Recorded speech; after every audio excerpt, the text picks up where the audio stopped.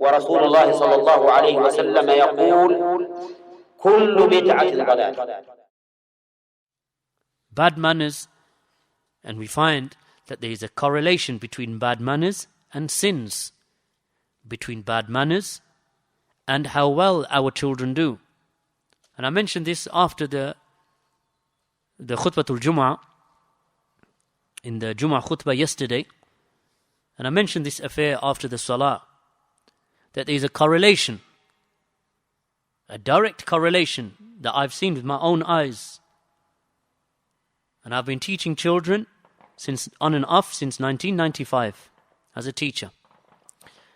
And there is a direct correlation between the manners of the child and his good upbringing, his politeness and how he treats elders.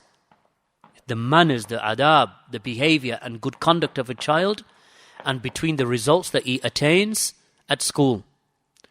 Between the manners of the child and the sins that he falls into later on.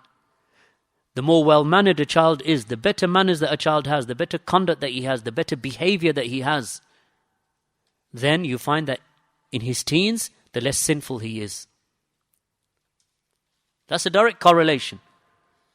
And between the good manners that he has as a child growing up at the age of 6 and 7 and 8 and 9, at that age, if you find that that child has been taught good manners at that age, you find also that later on he knows now how to conduct himself in the classroom, in front of the mudarrisin, in front of the teachers.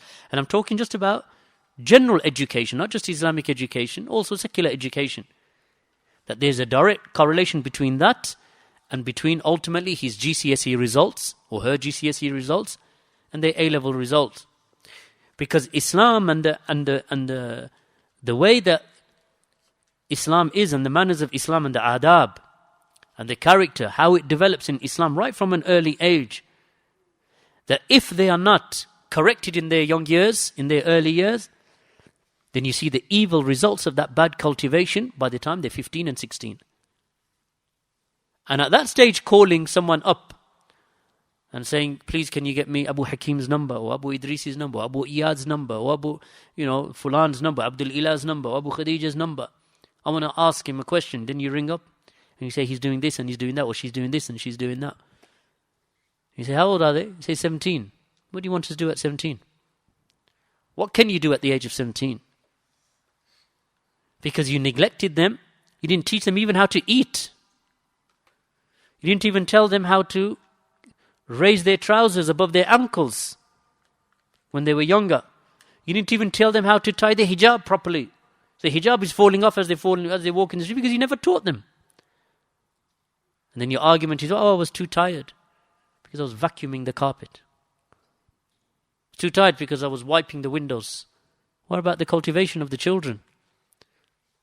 What about educating the children? Too busy polishing. Too busy with your own lives. Too busy shopping. You didn't educate and cultivate your children. And then you cry at the age of 15 and 16 and 17 and 18 because you've lost them to the streets and through sins and so on. Manners.